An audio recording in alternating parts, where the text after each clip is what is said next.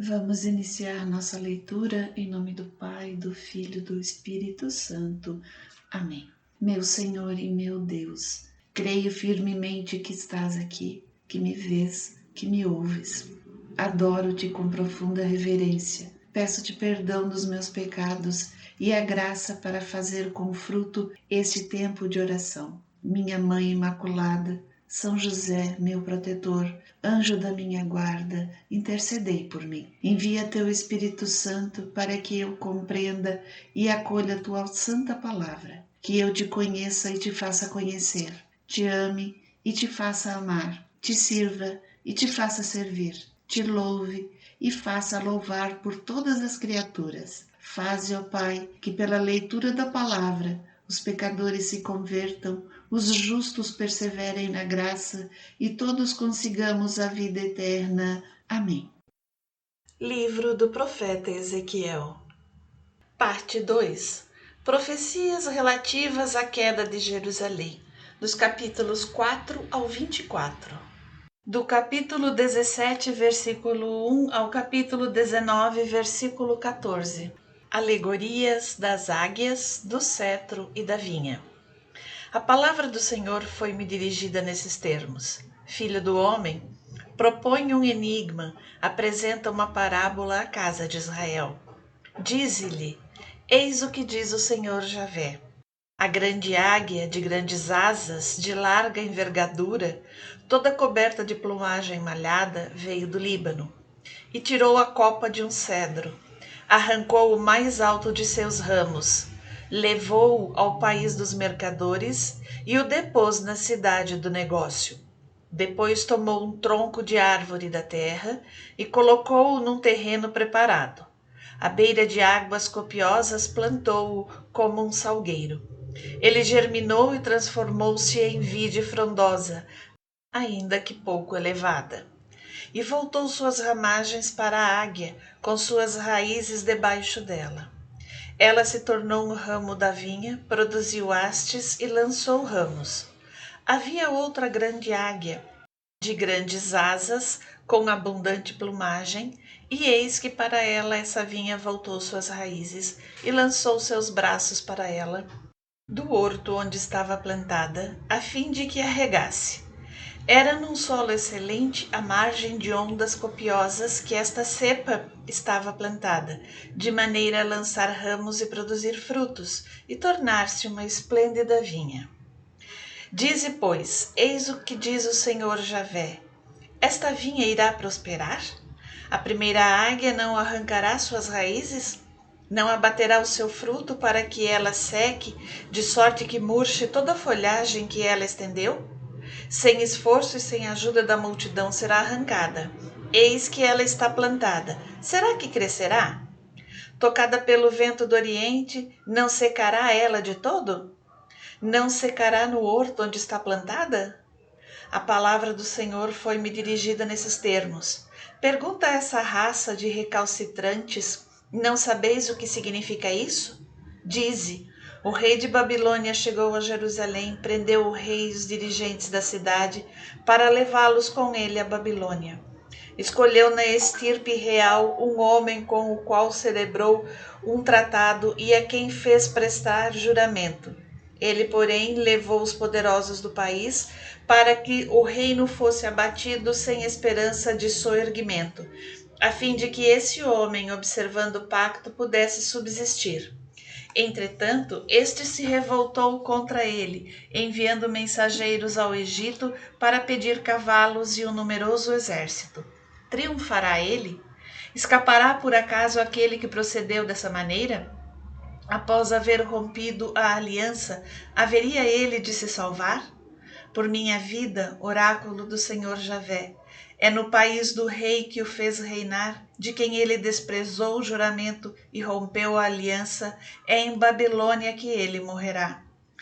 Com o seu forte exército e a sua multidão de homens, o faraó nada poderá por si mesmo na guerra, quando forem levantados os terraços e construídos os muros para fazer perecer uma multidão de homens. Ele desprezou o seu juramento e rompeu a aliança, embora tivesse já dado a sua palavra. Ele fez tudo isso, não escapará. Por isso, eis o que diz o Senhor Javé: por minha vida é o meu juramento que ele rejeitou, é minha aliança que ele infringiu. Farei cair isso sobre sua cabeça. Estenderei sobre ele a minha rede e será apanhado no meu laço. Levá-lo-ei à Babilônia e ali o processarei por causa da transgressão que cometeu contra mim. Todos os fugitivos de suas tropas cairão sob minha espada, e os que ficarem serão espalhados pelos ventos. E sabereis que sou eu, o Senhor, que falei. Eis o que diz o Senhor: pegarei eu mesmo da copa do grande cedro, dos cimos de seus galhos cortarei um ramo, e eu próprio o plantarei no alto da montanha. Eu o plantarei na alta montanha de Israel. Ele estenderá seus galhos e dará fruto. Tornar-se-á um cedro magnífico, onde aninharão aves de toda espécie, instaladas à sombra de sua ramagem. Então todas as árvores dos campos saberão que sou eu, o Senhor, que abate a árvore soberba e exalta o humilde arbusto, que seca a árvore verde e faz florescer a árvore seca. Eu, o Senhor, o disse e o farei. Responsabilidade individual. A palavra do Senhor foi-me dirigida nesses termos: por que repetis continuamente este provérbio entre os israelitas? Os pais comeram uvas verdes, mas são os dentes dos filhos que ficarão embotados? Por minha vida, oráculo do Senhor Javé, não tereis mais ocasião de repetir este provérbio em Israel. É a mim que pertencem as vidas, a vida do pai e a vida do filho. Ora, é o culpado que morrerá. O homem justo que procede segundo o direito e a equidade, que não participa dos festins das montanhas, que não volve os olhos para os ídolos da casa de Israel, que não desonra a mulher do próximo e não tem relação com uma mulher durante o tempo de sua impureza, que não oprime ninguém, que restitui o penhor ao seu devedor, que não exerce a rapina, que dá seu pão aos famintos e cobre com vestimenta o que está nu, que não empresta taxa usuária e não recebe com juros, que afasta a sua mão da iniquidade e julga equitativamente entre um homem e outro, que segue os meus preceitos e observa as minhas leis, que procede com retidão. Este homem é um justo, certamente viverá. Oráculo do Senhor Javé.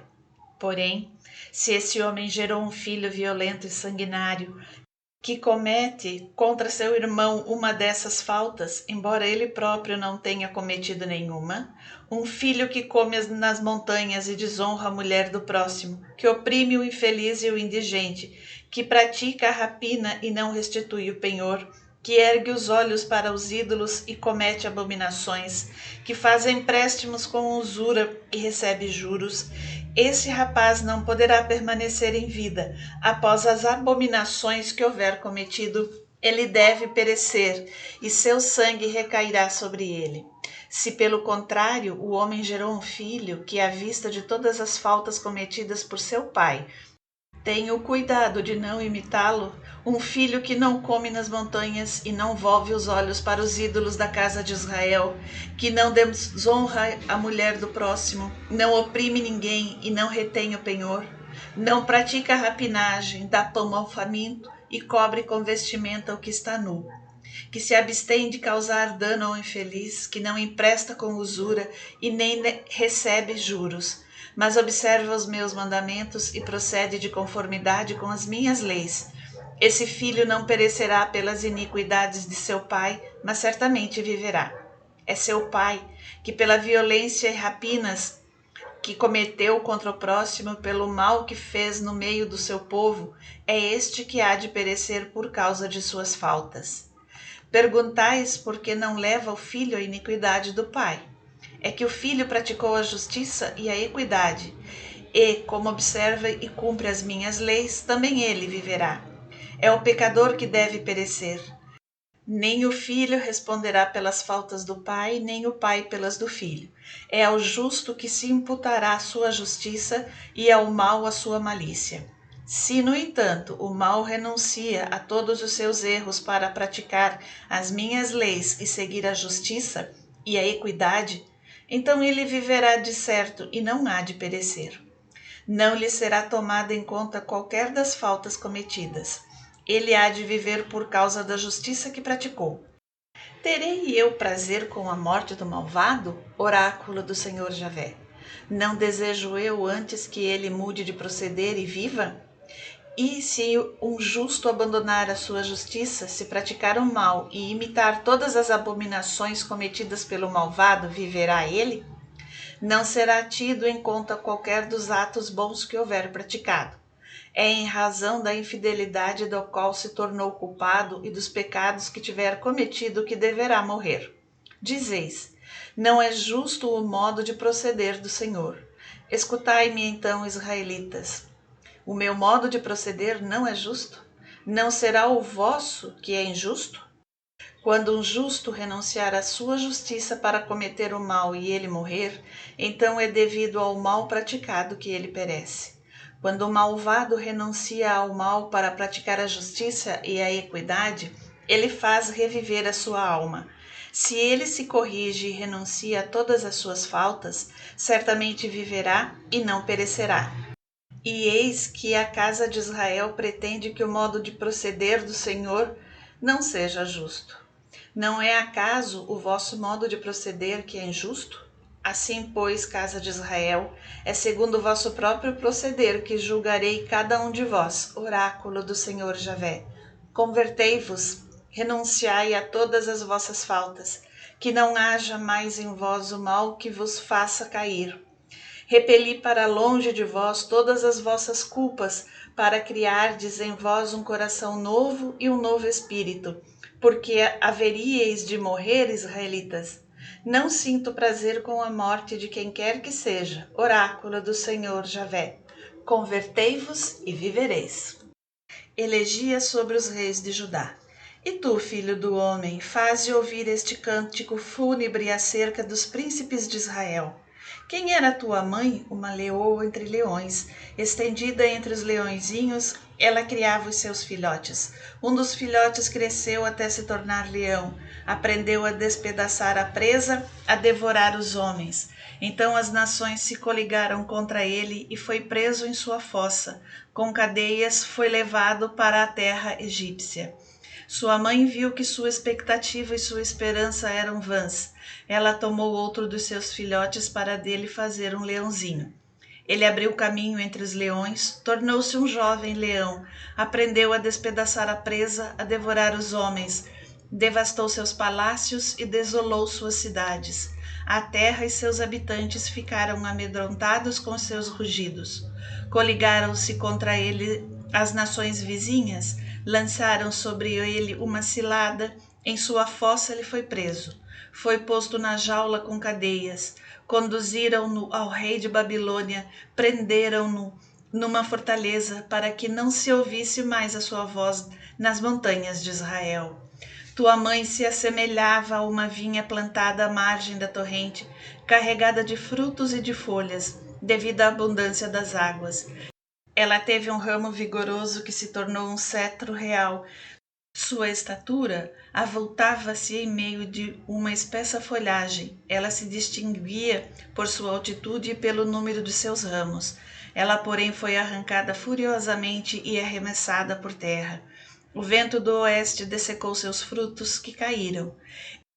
Emurcheceu o seu vigoroso ramo, crestado pelo fogo, e agora está ela plantada no deserto, em terra seca e árida.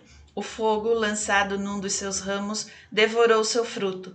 Nela não há mais ramo forte, nem cetro real. É um canto fúnebre que efetivamente serviu de lamentação.